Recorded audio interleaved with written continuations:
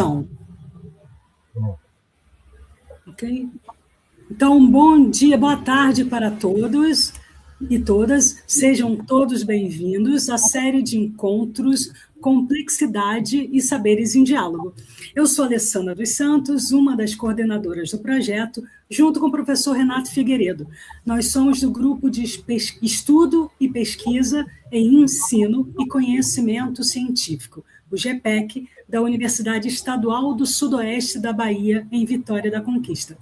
Essa série de encontros, Complexidade e Saberes em Diálogo, tem como foco dialogar com professores e pesquisadores, conhecer suas experiências de pesquisa e explorar a relação de seus trabalhos com as possibilidades de divulgação e popularização da ciência no contexto educacional, investigando nesse processo as contribuições da teoria do pensamento complexo de Edgar Morin e de correntes epistemológicas convergentes, como a transdisciplinaridade e a ecologia de saberes.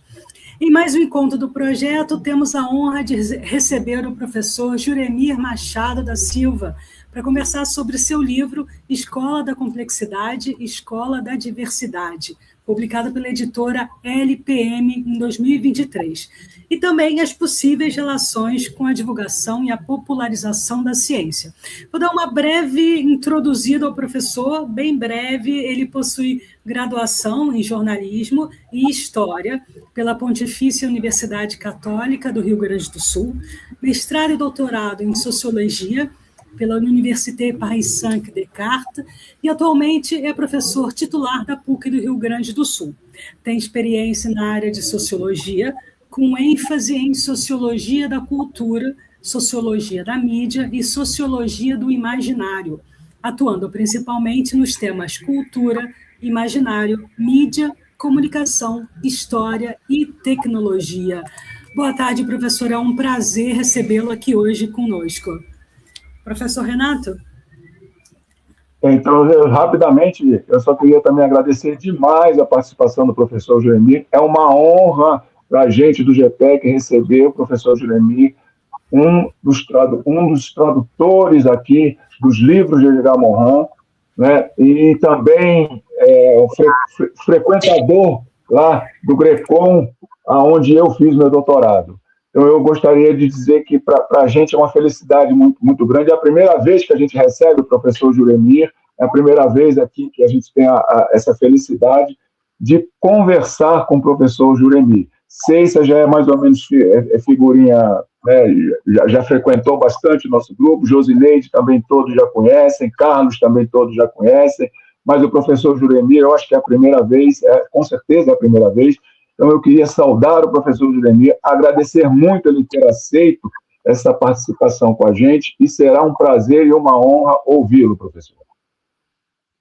Bom, muito obrigado, Alessandra, professor Renato Figueiredo, aos amigos de Vitória da Conquista, a todos os integrantes do GPEC, e também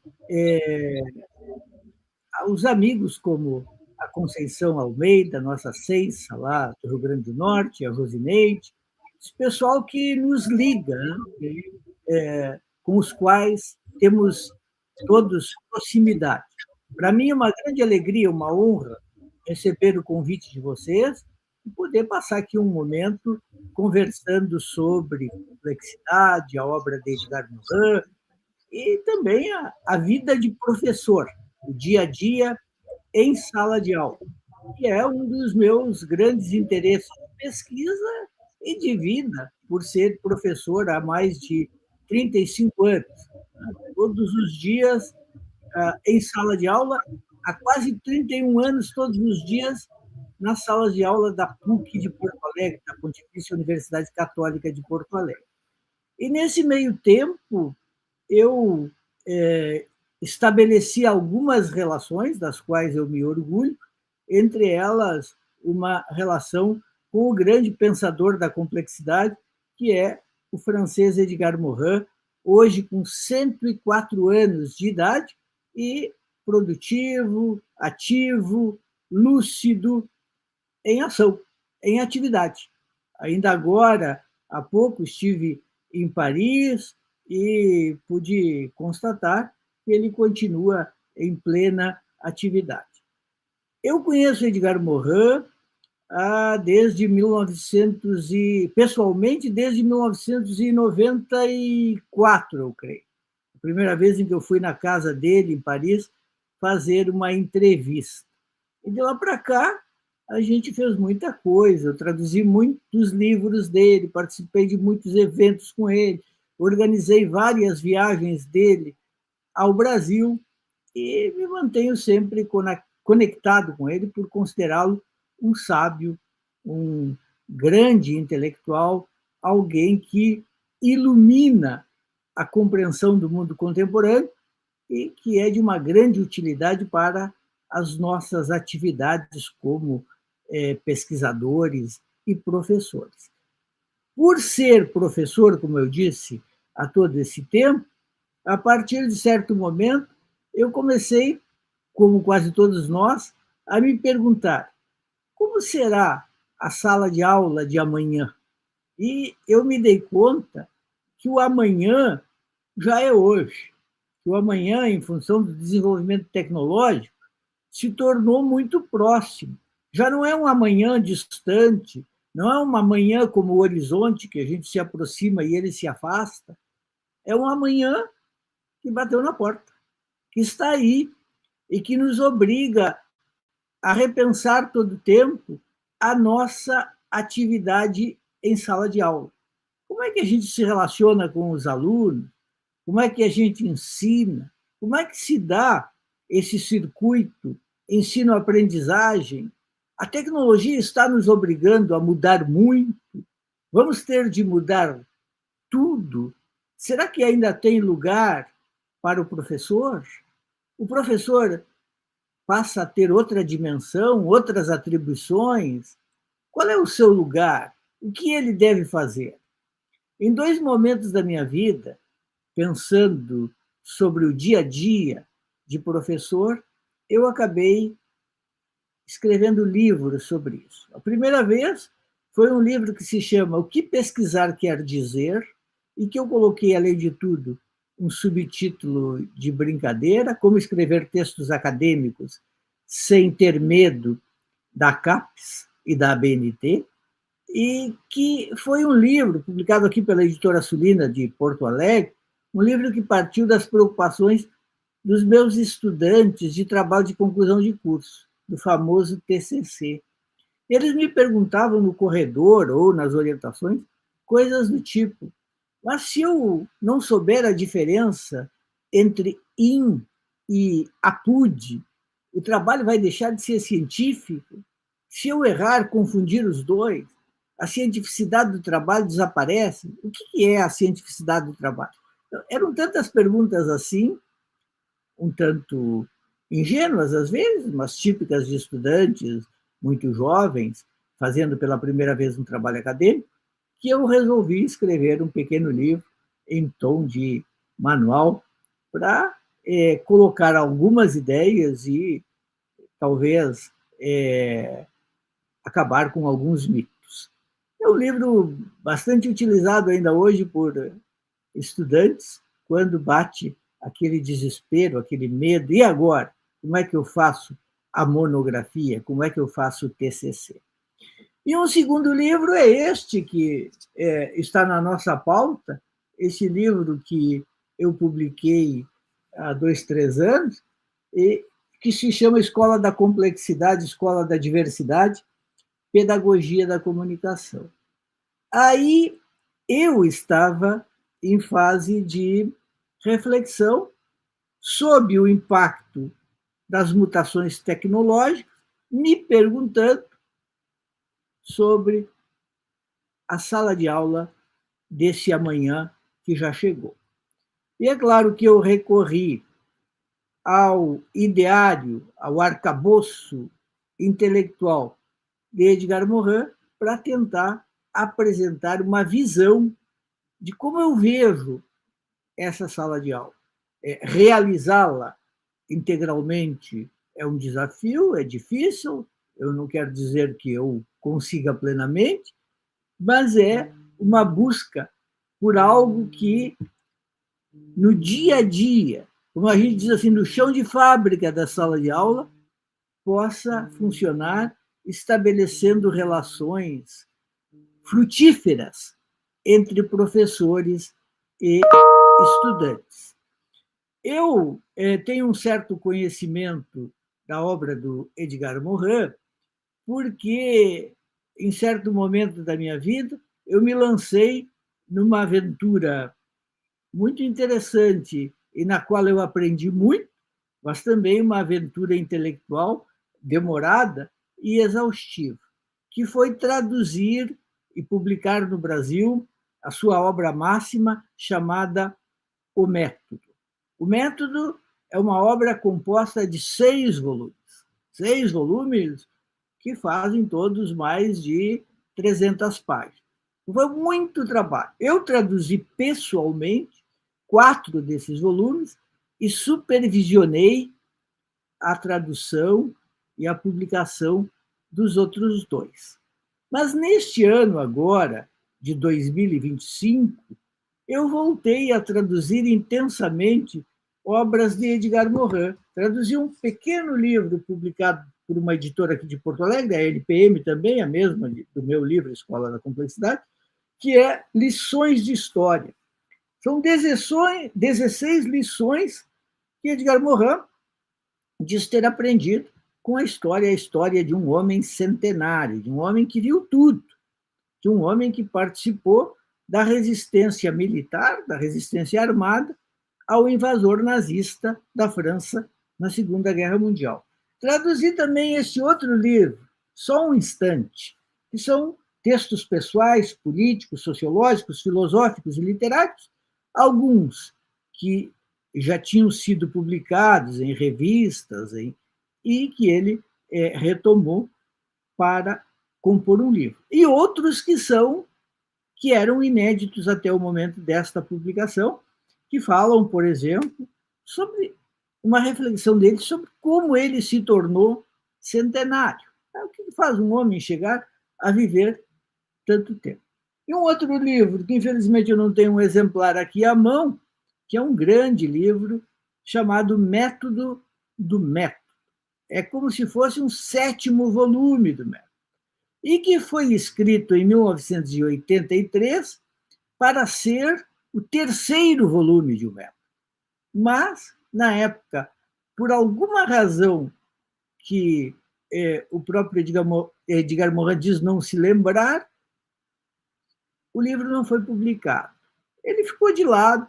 Em 1986, Edgar Morin escreveu um outro volume que se constituiu no Método 3, que é um belíssimo livro que eu traduzi, e o Método do Método, ficou esquecido, foi resgatado no século XXI, foi publicado na França em 2024, e eu traduzi e publicamos no Brasil em 2025, e é uma espécie de suma dos métodos. Todos os métodos estão ali. Um pouco como o princípio hologramático do qual o próprio Morin fala, pelo qual a parte está no todo, assim como o todo está na parte. Traduzindo o Método do Método, eu me dei conta de que era um livro deliciosamente radical, no sentido de ir à raiz das coisas, e que talvez seja o livro mais ousado, o livro mais incisivo já escrito pelo Edgar Morin. Eu me pergunto se não foi isso que impediu a publicação em 1984. O fato de estar tão à frente. À frente em quê? Especialmente na luta contra o positivismo, o reducionismo, o empobrecimento da ciência, a tentativa de se fazer uma ciência árida e, principalmente, a desconsideração do sujeito e da subjetividade. O que o Edgar Morin postula nesse livro é um lugar de honra para a positividade na vida e na pesquisa, na ciência, Subjetividade quer dizer participação permanente do sujeito, com suas emoções, com sua subjetividade, com sua singularidade, com suas escolhas, com seu olhar particular. É um livro que se opõe ao modelo herdado da ciência, da física clássica, que é um modelo útil, porém reducionista. Edgar Morin, ao longo da sua obra, tem buscado essa complexidade do pensamento. Complexidade que exige estudos transdisciplinares, interdisciplinares, multidisciplinares, que se abre para o objetivo, para o subjetivo, para a razão, para a emoção, que busca ao mesmo tempo explicar as coisas e compreender. A compreensão foi deixada de lado durante muito tempo, e em alguns departamentos e disciplinas continua marginalizada. A compreensão, que, como o próprio Edgar Morin diz, é algo da ordem da empatia, do colocar-se no lugar do outro, do concreto, do sentimento, da subjetividade, algo que é diferente da explicação, que é abstrata, lógica, racional, etc. Tudo isso sempre me mobilizou muito, inclusive as constantes observações de Edgar Morin no sentido de que, para compreender o mundo, compreender o ser humano, para produzir em ciências humanas, é preciso considerar também essa outra dimensão do conhecimento, que não se esgota na dimensão racionalizante, que não se esgota no quantitativo, que reclama o qualitativo. E que, nesse sentido, como ele insiste, obriga muitas vezes a ir buscar, a ir beber em outras fontes. Quem quer conhecer o século XIX não pode beber só na fonte dos cientistas, dos sociólogos, enfim, dos estudiosos da época. Não é só em Emile Durkheim, não é só em Karl Marx, não. É preciso também beber nas fontes da arte. Por exemplo, em Balzac, Stendhal, Flaubert e outros, tantos outros, Dickens, e por aí vai. Ou seja, conhecer por distintos caminhos, conhecer pela razão, conhecer pela emoção, conhecer pela ciência, conhecer pela arte. São formas diferentes de conhecimento, são conhecimentos diferentes, não são conhecimentos antagônicos, são conhecimentos complementares. Podem existir também conhecimentos antagônicos e complementares, apesar dessa contradição em termos. Eu, humildemente, queria ver tudo isso em sala de aula, na constituição de uma atividade didática, pedagógica, envolvendo alunos e professores, capaz de abraçar essa complexidade. Porque a complexidade ela é bonita em tese, em formulação, e é claro que ela é difícil de aplicar. É muito mais fácil fazer compartimentos, disciplinas, separações. É muito mais fácil engavetar, classificar, hierarquizar, e cada um ser dono de uma pequena parte do conhecimento, e cada um ser um hiperespecialista de algo muito pontual, e assim se perde a visão do todo, a visão macro, a visão panorâmica e, inclusive, a visão da subjetividade e do humano em tudo isso. Não bastassem todas as preocupações que se tem em relação a complexidade, a tecnologia, no seu desenvolvimento atual, trouxe novos ingredientes para esse tipo de preocupação. A inteligência artificial está aí. Será que ela vai nos substituir em todas as atividades intelectuais que fazemos? Há poucos dias, um desses, como é que vamos chamar assim, desses empresários gurus da tecnologia, voltou a dizer que a IA vai fazer praticamente tudo que o humano faz hoje. O próprio criador do site GPT, o Sam Altman, tem dito que pouquíssimas profissões atuais vão resistir.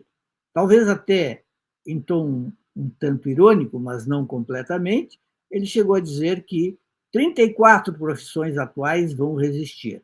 Padeiro, pedreiro, encanador, sapateiro, todas as profissões, açougueiro, profissões manuais.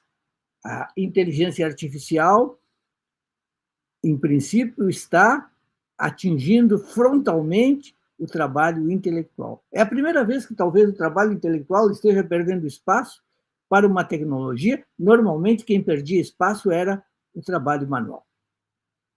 Paremos, então, para refletir.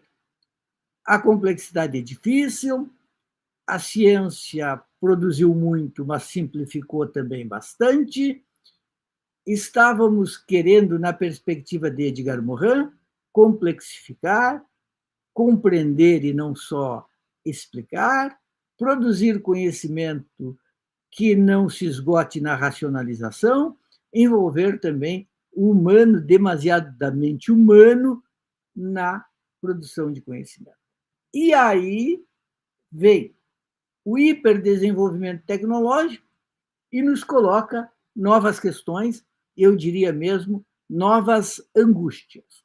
Por exemplo, o que vai ser do humano? Haverá um lugar importante para o humano nessa civilização da tecnologia? As nossas sociedades têm se estruturado em torno do trabalho. O Edgar Morin diz que nós fomos reduzidos pela modernidade à condição de homo faber. Mas nós somos também homo ludens, nós somos também homo demens, nós somos muitas outras coisas, dimensões que foram sendo marginalizadas, expulsas, perdidas, sufocadas, etc.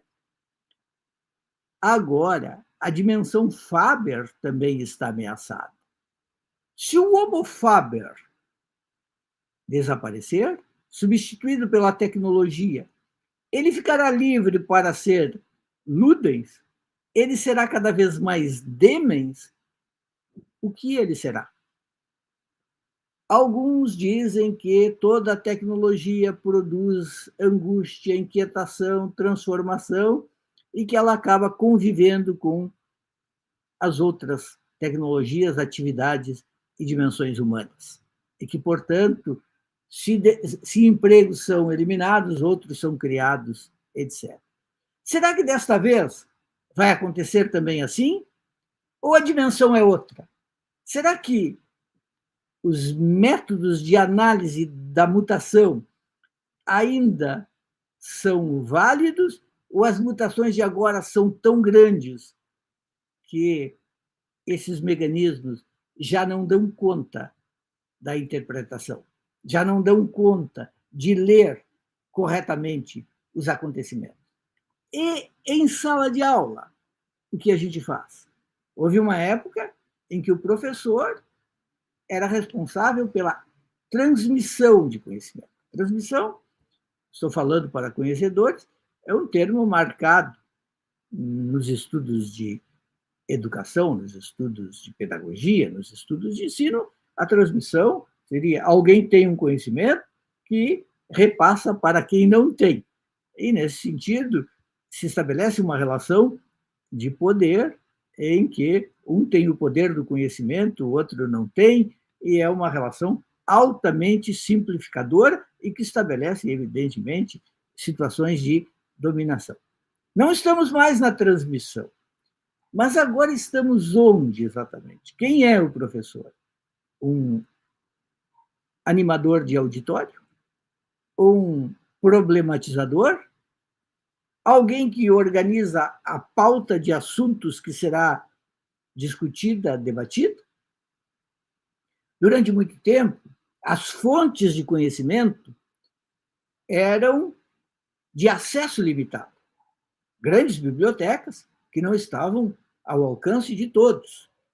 Em pequenas cidades, elas não existiam. O acesso a esses lugares sagrados do saber podia ser bastante restrito. Hoje o conhecimento está todo ele, ou quase todo ele, disponível na internet e o acesso a ele é cada vez mais facilitado. Temos muita informação disponível, mas temos mais conhecimento? Temos mais compreensão? Temos mais sabedoria? São questões cada vez mais colocadas.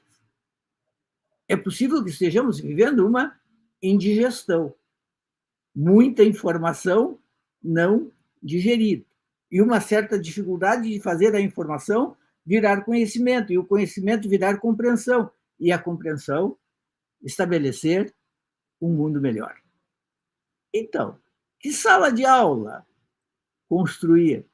A sala de aula tradicional, com alunos sentados em fila, as salas de aula modernas ou pós-modernas, com outras disposições no espaço, a sala de aula totalmente livre, em que todo mundo diz o que quiser, quando quiser, uma sala de aula com avaliações, ou as avaliações são todas limitadas, ultrapassadas, e já não há o que avaliar?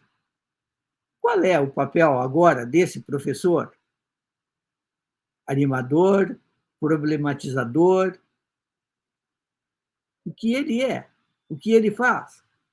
E, principalmente, o que ele deverá fazer nos momentos que virão, porque as transformações ainda não pararam de acontecer. Antes, o professor tinha uma autoridade que podia ser confundida com autoritarismo. Ele era o dono da sala de aula, da qual ele podia expulsar o aluno. Ele era a autoridade suprema que devia, antes de tudo, estabelecer a ordem e a disciplina. As coisas, é claro, não funcionam mais assim. É sempre interessante ler e reler um clássico do sociólogo Max Weber sobre o cientista e a política, o cientista e a sala de aula, porque num dos textos é disso que ele fala. Tá? Como é que funciona uma sala de aula? E na época dele, o professor catedrático tinha um poder que o aluno não tinha. O aluno ficava praticamente em silêncio e, por isso, ele defendia que o professor não podia ser um professor doutrinário em sala de aula, porque o aluno não poderia se defender, argumentar, contra-argumentar. Hoje nós estamos noutro espaço, noutro mundo, em que todo mundo pode argumentar. A questão é como sair da simplificação para a complexificação. Como tornar tudo mais complexo. Como abraçar tantas dimensões. Houve uma época em que um intelectual podia ser muitas coisas. Ele podia entender de física, de química, escrever peças de teatro. Nós tivemos muito assim, os iluministas, por exemplo. Hoje a gente diria, não dá para abarcar tudo porque é coisa demais, a não ser que se seja um gênio, não se teria como abraçar tudo. Mas é possível trabalhar em equipe, mas trabalhar em equipe pode custar caro. E aí nem sempre as instituições têm condições de bancar. Edgar Morin costuma dizer que se quiser estudar o cérebro, mente, espírito, tem que fazer trabalho transdisciplinar. Transdisciplinaridade é mais do que a interdisciplinaridade. A interdisciplinaridade é uma justaposição de conhecimentos de disciplina. A transdisciplinaridade é uma fusão. Tá? Das somas das partes sai outra coisa a mais do que a própria soma das partes. E tudo isso é estimulante, interessante, mas como funciona? Como fazer? Como envolver os alunos? E de que falar? Durante muito tempo, as pautas, por assim dizer, o programa de uma disciplina, era mais ou menos estanque. Estanque mesmo nunca foi, mas a possibilidade de alteração era menor do que hoje. E as fontes, os autores, as referências eram certamente mais limitadas. Quando a gente olha para certos programas de disciplina de 30 anos atrás, as referências eram repletas de homens brancos europeus. Hoje, a bibliografia de uma disciplina já não é assim, não pode ser assim. Há uma cobrança, vigilância, para que outros olhares venham à cena, entrem em jogo. E daí, novas percepções e novas epistemologias se dão a ver. Tudo isso tem a ver com algo que, para mim, como pesquisador, é importante, foi um texto que teve muita força na minha vida, que é um texto do filósofo alemão Martin Heidegger, chamado A Questão da Técnica. A questão da técnica fala, entre outras coisas, de um caminho do pensamento. Como é que se estabelece esse caminho do pensamento? Que é um caminho do conhecimento. Como é que se faz essa caminhada? Com quem se caminha? Por que se caminha? Até onde se caminha? E o que se encontra no caminho? E o que, ao final da caminhada, se transformou.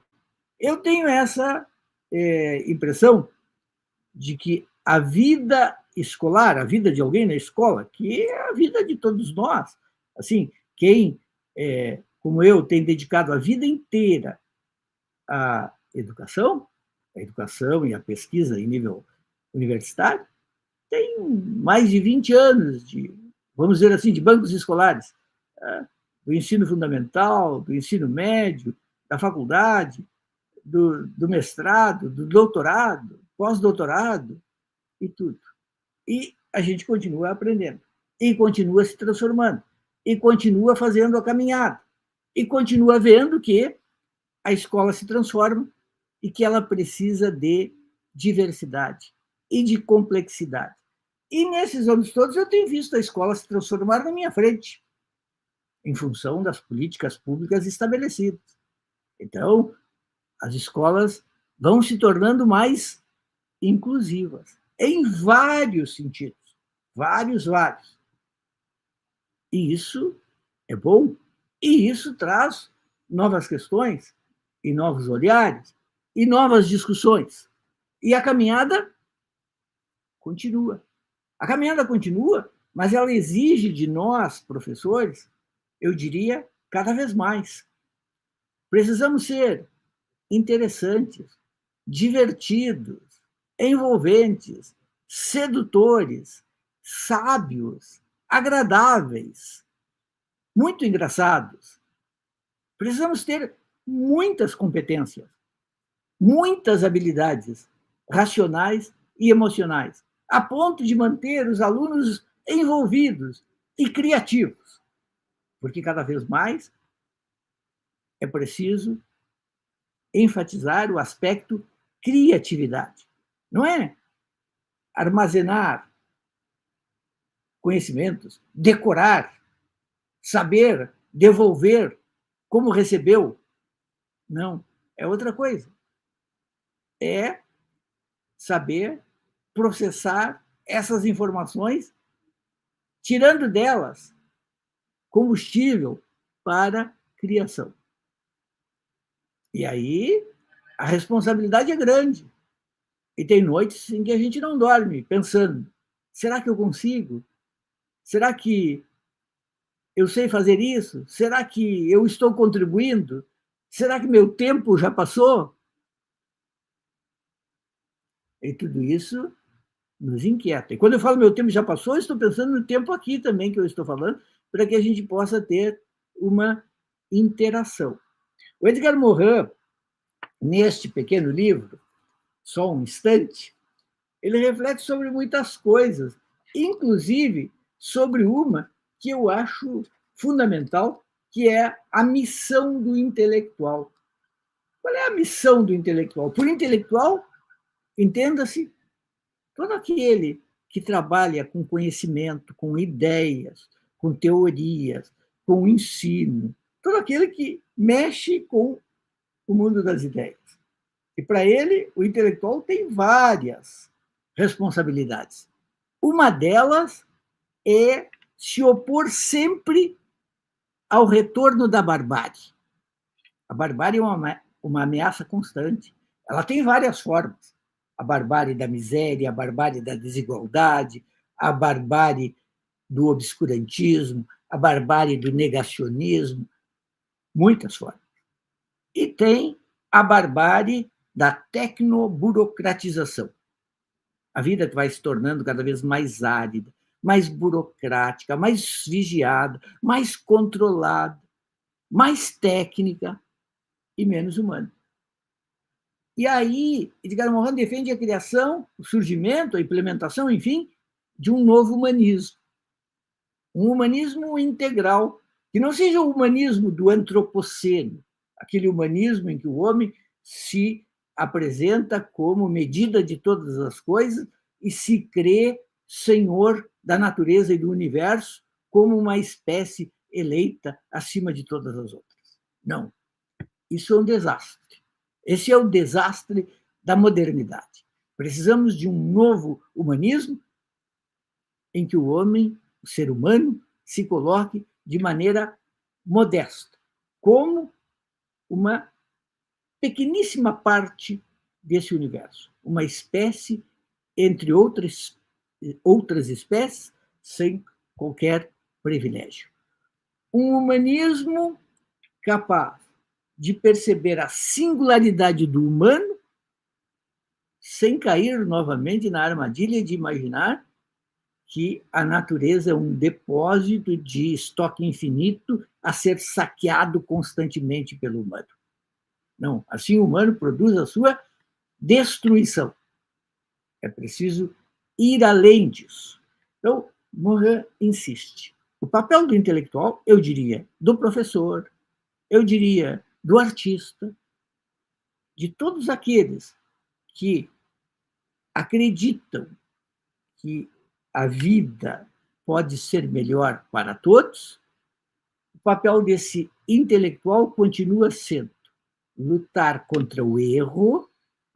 Todo o tempo cometemos erros, e cometemos erros no processo de produção do conhecimento, e temos de revisar, não podemos dogmatizar, não podemos endoutrinar, não podemos nos fechar e evitar a correção do erro, temos de ter a sabedoria e a modéstia de admitir os nossos erros e, além disso, o intelectual precisa combater permanentemente esse espectro da barbárie.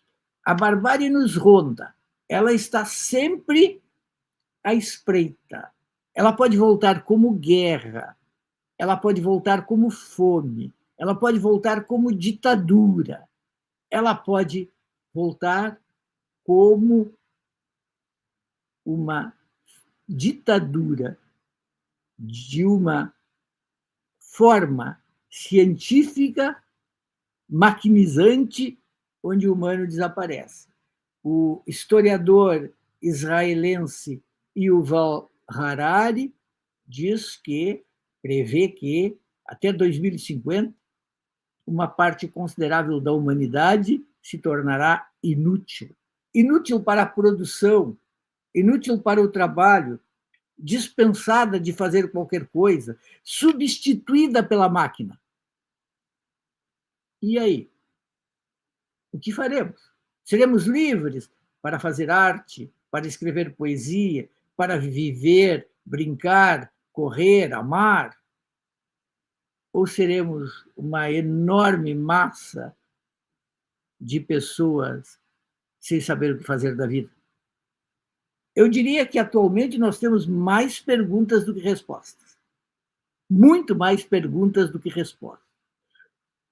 Já vivemos coisas semelhantes e vencemos. E superamos. E fomos em frente. Certamente conseguiremos fazer isso novamente. Mas como? A que preço? A que custo? Eu queria terminar esta minha fala inicial, para a gente poder conversar, com 2 parágrafos pequenos do Edgar Morin. Ele diz assim: as ciências humanas me parecem ter por missão revelar as complexidades humanas específicas, ocultadas pela separação disciplinar. Elas têm também por missão revisar alguns conceitos-chave, como o de desenvolvimento. Eu queria dizer, enfim, que tudo aquilo que ignora ou desdenha as humanidades tem a ver com a barbárie intelectual. Então, como um discípulo de Edgar Morin, com quem eu tenho a felicidade de manter um contato quase permanente, contato ajudado pelas tecnologias, por e-mail, pelo WhatsApp, etc., etc., e algumas visitas cada vez que eu vou à França, como discípulo do Edgar Morin, eu gostaria de enfatizar esse aspecto. Lutar pela humanidade e pela natureza na qual a humanidade vive, fazendo com que a interação entre humano e natureza seja uma interação de complementaridade, de sintonia, de sinergia, de fusão. E que aí, me parece, reside também o papel do professor, desse professor na sala de aula desse amanhã, que já se tornou hoje. Bom, acho que falei aí em torno dos 40 minutos, e por aqui para a gente possa conversar. Perfeito, professor, maravilhoso. Acho que a gente ficou com muitas questões, você trouxe muitas questões, né? Mas é o que falou, né? Tem muito mais questões do que exatamente respostas. Eu lembro aqui a todos que estão nos assistindo que vocês podem deixar perguntas no chat que a gente fala aqui com o professor Juremir, tá bom? Não sei, professor Renato, tem alguma pergunta? Ok, então vamos lá. Na verdade, são três questõezinhas, ou melhor, duas observações e uma pergunta. A observação é a seguinte, professor Júlio. Primeiro, parabenizar pela brilhante fala do senhor, viu? A gente ficou aqui ouvindo e gravando, vamos passar no nosso grupo e todo mundo vai ser... Foi excelente, pessoal. Acho que no chat ali eu consegui entrar no YouTube. Muito obrigado mesmo. Agora, eu queria perguntar ao senhor o seguinte: o livro que o senhor citou aí, O Método do Método, o Original Perdido, se eu não me engano, ainda não estou... Quero pedir sua ajuda. Ele ainda não foi publicado ainda pela editora. Então, eu gostaria que o senhor desse pistas para mim, como é que a gente consegue adquirir esse livro, porque eu procurei aqui na internet, não achei, me parece que esse livro para a gente vai ser fundamental. Então, a questão 1, se o senhor puder dar indicação para a gente de como adquirir esse livro. Tá? A questão 2, que eu tenho é o seguinte, a observação 2, eu gostaria de, muito humildemente, convidar o senhor para conhecer os trabalhos que nós já foram defendidos aqui no GETEC, né, os trabalhos defendidos a nível de mestrado e doutorado, que, como eu disse ao senhor no início, tentando fazer essa aproximação com o universo do chão da escola, a partir das artes, a partir da literatura e do cinema. Então, por exemplo, agora, agora no ano que vem, nós vamos ter a primeira tese defendida de doutorado da pedagoga Verena Andrade. Ela fez um trabalho onde ela buscou essa interface através da obra da literatura de Lewis Carroll, Alice no País das Maravilhas. Então, ela pega diversas passagens do conto da Alice no País das Maravilhas, fazendo um diálogo com a vida do professor, o cotidiano do professor. Então, e outra do Danilo Rafael, fez também, agora recentemente, também defendeu o mestrado e fez esta mesma interface com um anime do Dr. Stone, falando sobre a necessária despetrificação do professor e do ensino. Então, eu acho que eu, humildemente, gostaria de convidar o senhor para conhecer um pouco dos nossos trabalhos. Quem sabe o senhor não gosta, quem sabe o senhor pode aí também nos ajudar, pensando já na frente, já numa banca, alguma coisa assim. Bom, e por último, a minha pergunta para o senhor. Eu gostaria de saber do senhor qual a sua opinião, qual é o segredo da juventude do professor, do nosso querido Edgar Morin. Eu faço essa pergunta, professor, porque há cerca de 2 anos e pouco eu perdi meu pai com 93 anos. Então eu sei, eu vi de perto o que é o envelhecimento do ponto fisiológico. O que uma pessoa envelhece? Eu já estou perdendo a memória, eu estou com 65 anos e já não tenho mais quase memória. Então, assim, para mim, Edgar Morin, do ponto de vista fisiológico, ele é um super-homem. A genética dele é alguma coisa muito especial. Porque eu fico. Mas só que isso não basta. Ele é um intelectual. Ele escreve livros, ele pensa, ele produz. Então, isso para mim é um mistério. E aí eu gostaria de saber do senhor o que o senhor acha sobre isso.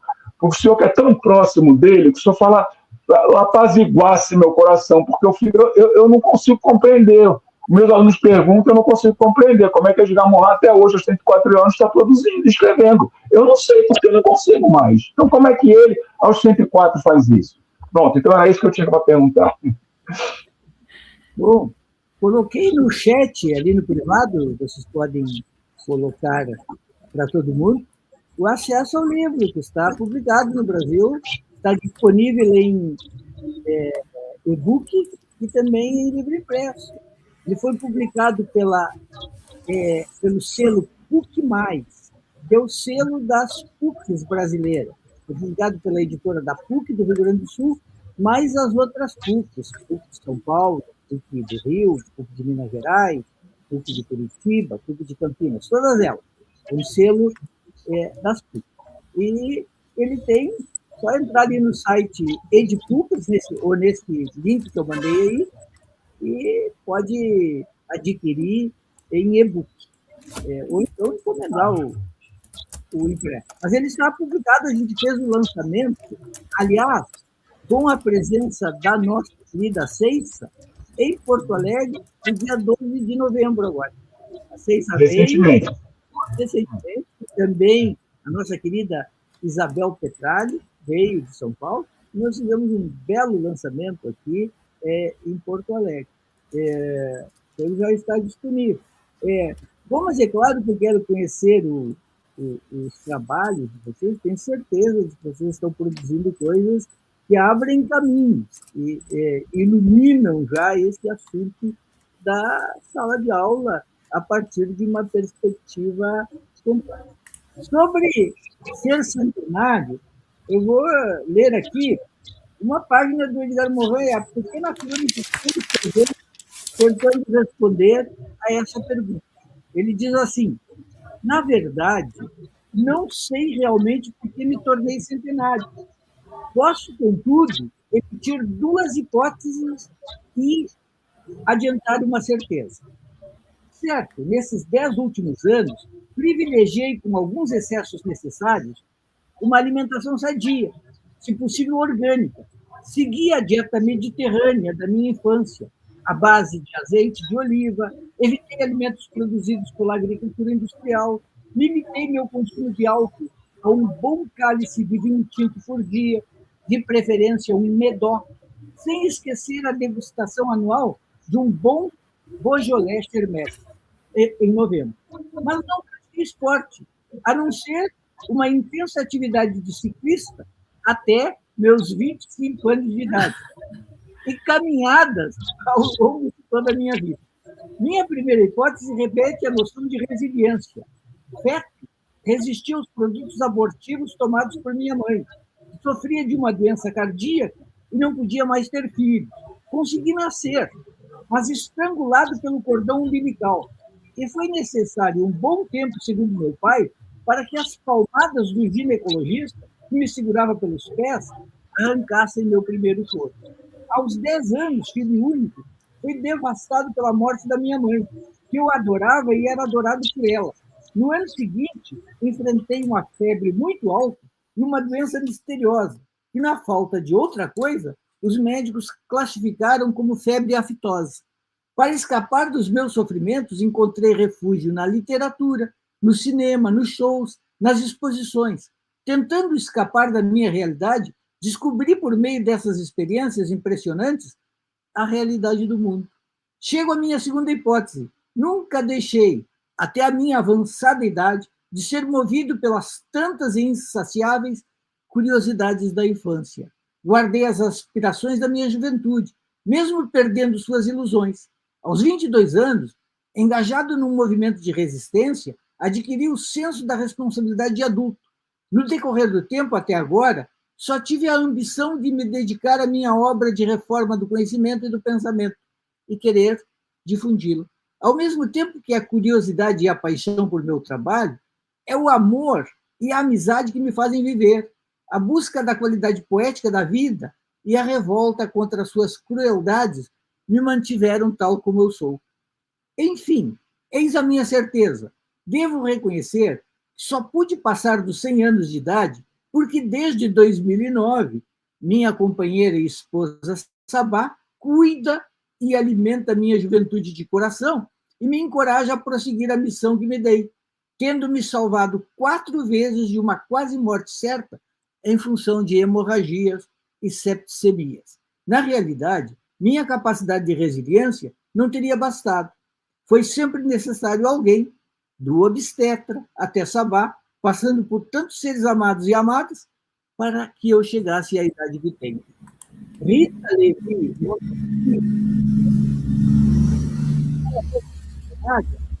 escreveu, abre aspas, dê vida a teus dias, mais do que dias à tua vida. Tentei dar vida aos meus dias.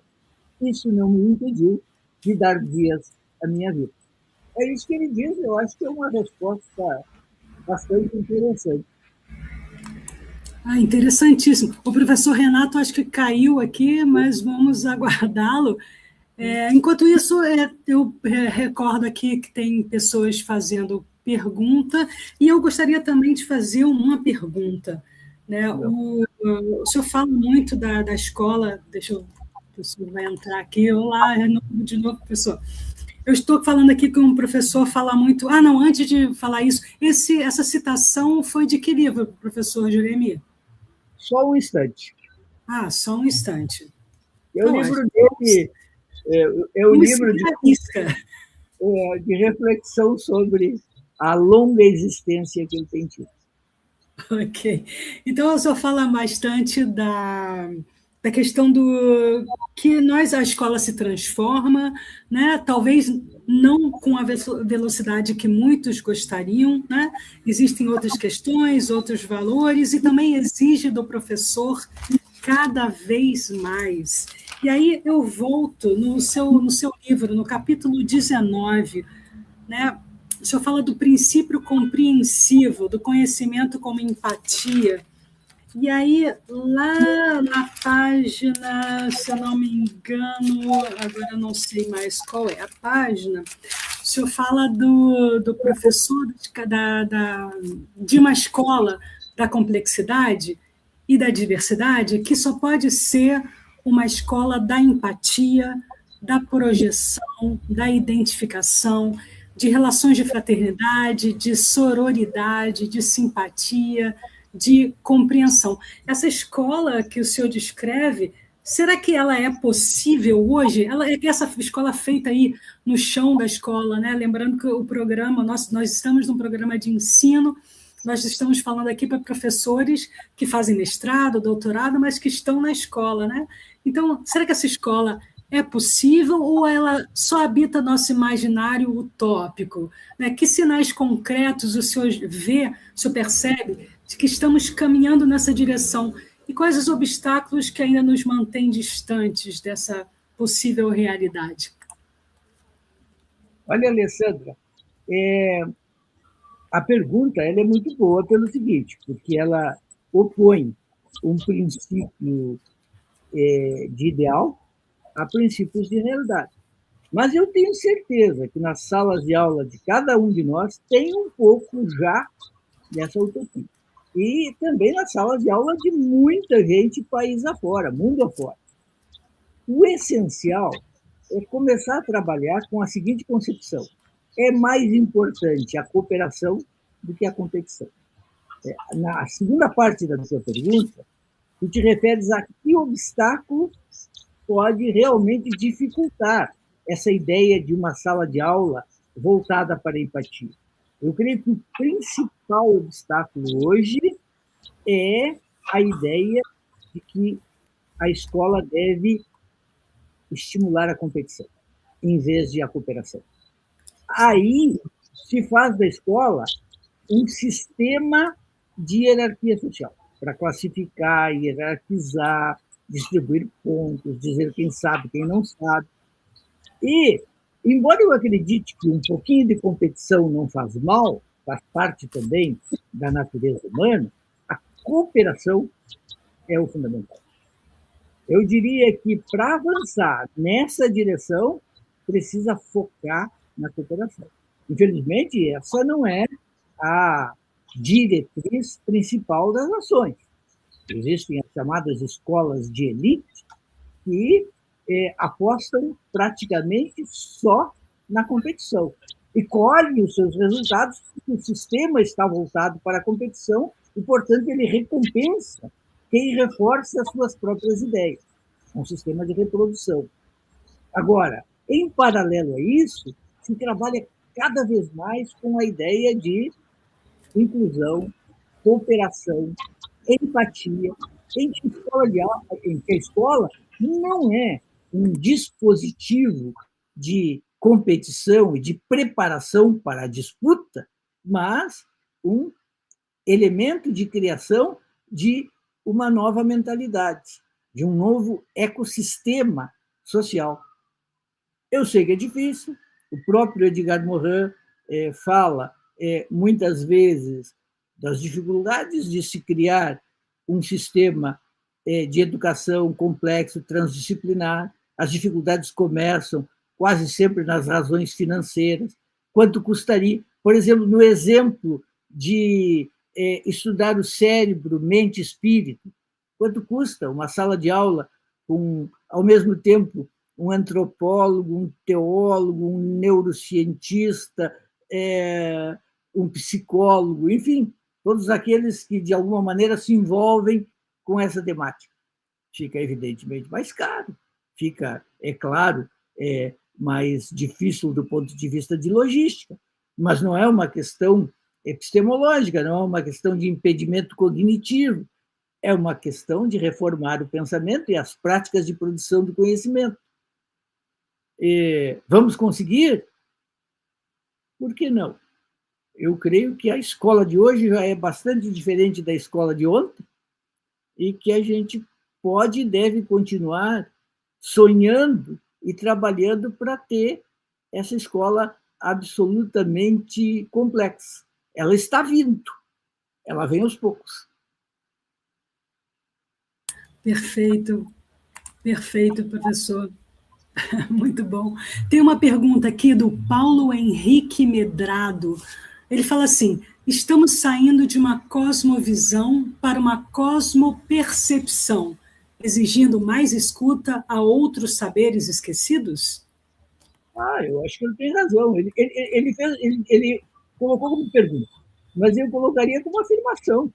Ele está certo. Sim, estamos mudando de modo de relacionamento com o mundo, saindo de uma perspectiva explicativa, em que a mente humana tudo domina e esclarece, tornando tudo transparente e sem mistério, para outras cosmovisões, eu diria, ou cosmopercepções, em que o ser humano é um pontinho com sua pequena luz que tenta interpretar e se interpretar naquilo que ele está vivendo, mas se reconhece como absolutamente limitado e precisando, tendo mais vantagens em colaborar com os outros do que em competir com eles. Agora, construir, consolidar essa reforma do pensamento é que é o grande desafio. Reformar o pensamento significa reformar de cabo a rabo, significa reformar princípios, objetivos, metas, maneira de fazer, tudo. E alguns abnegados estão fazendo, mas o sistema como um todo ainda não sofreu essa inflexão. Perfeito, perfeito. Muito bom. E quanto ao nosso tema central, o que tudo isso tem a ver com divulgação e popularização da ciência, professor? Mas antes, professor Renato, tem alguma coisa para falar? Olha, eu não vou resistir, não. Eu tenho mais uma pergunta para fazer para o professor. Se não tiver mais ninguém aí lá no YouTube, eu tenho uma pergunta que por conta do livro que o professor escreveu, Escola da Complexidade, o professor Juremir ele traz o Paulo Freire, né, que é um leitor que é bastante lido, né, especialmente nos cursos de pedagogia e licenciatura. E o professor Juremir faz de uma forma muito, muito bonita, na minha opinião, uma forma brilhante, ele faz as necessárias aproximações e distanciamentos daquilo que eu tanto comento aqui, né? O professor Juremir tem isso escrito para mim, é uma pérola, né? Porque a gente pode, eu não preciso mais dar o que eu acho, eu pego o livro do professor Juremir e digo. Então, isso para mim foi maravilhoso. Agora eu quero fazer uma pergunta, se o professor Juremir me permitir, na opinião dele, por que o senhor acha que na academia, especialmente nas licenciaturas e no curso de pedagogia, ao contrário de Paulo Freire, Edgar Morin ainda aparece tão pouco? Belíssima questão. Excelente, excelente questão. Eu já me perguntei isso muitas vezes e eu não sei uma resposta precisa, mas eu tenho as minhas hipóteses. Eu acho que o Paulo Freire foi um intelectual espetacular, importantíssimo. Ele teve um aspecto prático, por exemplo, em alfabetização, que lhe deu imediatamente uma espécie assim de caução, quase que um efeito demonstrativo. E isso ajuda enormemente a consolidar uma reputação. Agora, também tem uma diferença entre o Edgar Morin e o Paulo Freire, que talvez conte nisso. Aí cada um vai, com a sua autonomia, julgar se é positivo para A ou para B. Edgar Morin, ao contrário de Paulo Freire, rompeu muito cedo com o marxismo e nunca mais foi marxista. Essa é uma diferença capital. Edgar Morin rompeu com o Partido Comunista Francês em 1950 e nunca mais foi marxista. Nesse livro aqui, que eu traduzi, Só um Instante, tem um texto muito conhecido dele que se chama O Pensamento Socialista em Ruínas. E aí, nesse livro, nesse texto, que foi publicado originalmente, se não me engano, no jornal Le Monde, eu mesmo traduzi para um outro livro, que agora retraduzi para esse, nesse livro ele aponta o que ele considera as limitações do marxismo para compreender a complexidade do mundo atual. E eu acho que isso pode ter contado, porque ele se colocou numa posição de distanciamento em relação a uma matriz de pensamento que é muito forte e agregadora. Então, ele acabou fazendo uma travessia de intelectual solitário. Foi muito rejeitado em determinado momento, hoje está consagrado, mas ainda tem sérias rejeições em muitos departamentos. E não creio que seja rejeitado só no departamento de educação, também na sociologia. Ele pode ser muito rejeitado pela sociologia marxista.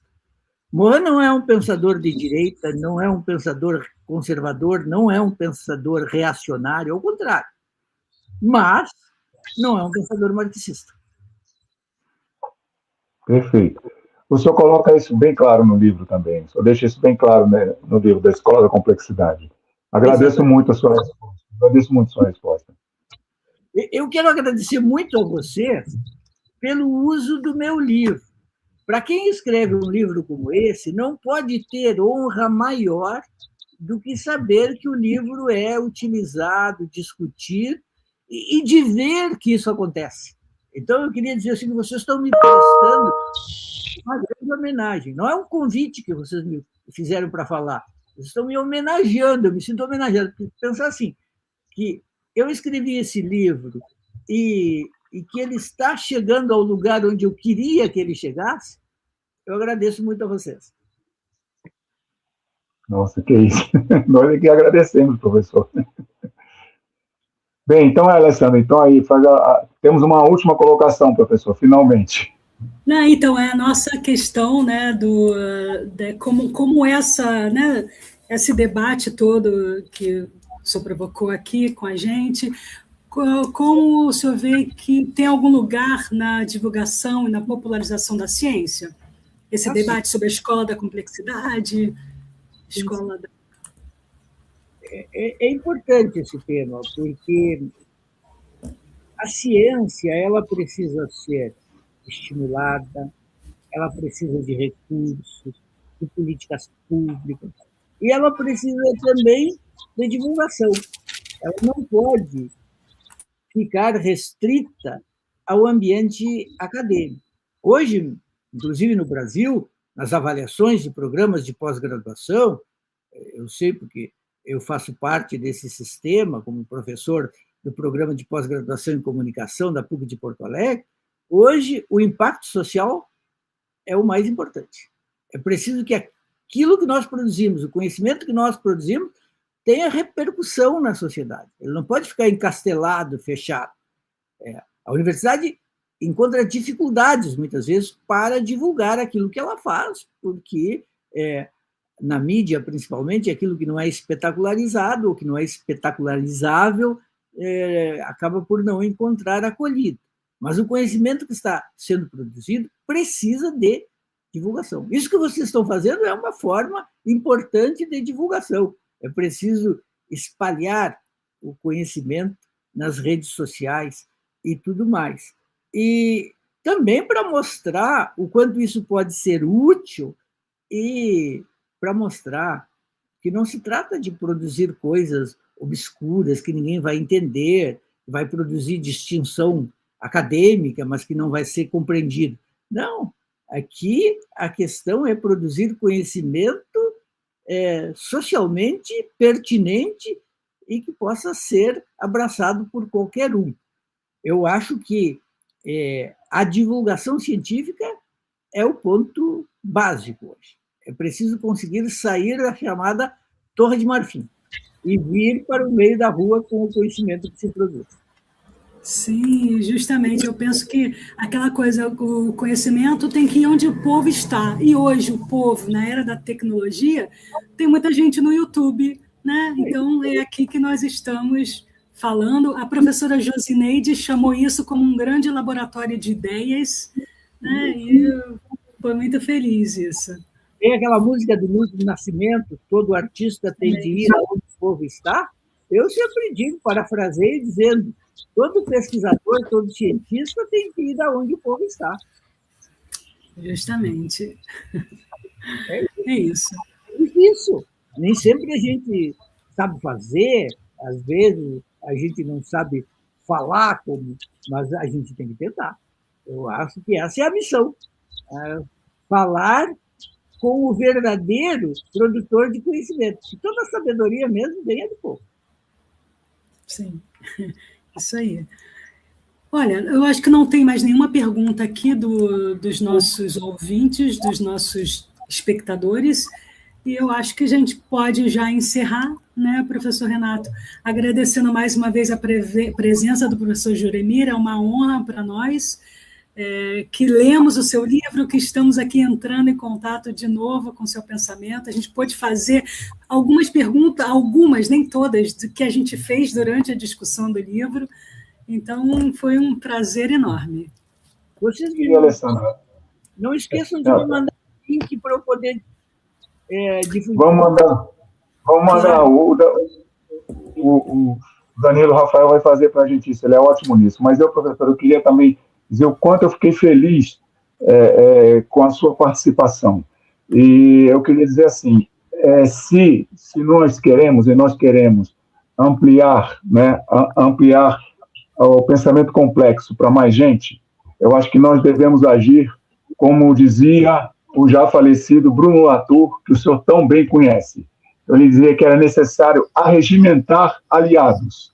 Então, eu gostaria muito que o senhor fosse mais um aliado do nosso GPEC, né, que o senhor a gente pudesse contar com o senhor para fortalecer ainda mais, né, as questões a respeito da complexidade de Gamorrã, aqui na Bahia, aqui no sudoeste da Bahia, na nossa universidade, enfim. Então, eu queria dizer que conto com o senhor como um aliado, né, nessa nossa busca. Podem contar comigo como um soldado da causa. Já estou incorporado. Muito obrigado, professor. Muito obrigado mesmo. Fiquei muito feliz. Eu ganhei final de ano. Ganhei um presente de final de ano. Muito obrigado a vocês. Contem comigo. Quando precisarem, me chamem. Muito obrigada. Lembrando, professor, o senhor aguarda um momento aqui, enquanto a gente se despede do público. Muito obrigada. Esse dezembro nós temos, na semana que vem, uma outra discussão com os membros do GPEC, na verdade, os mestrandos.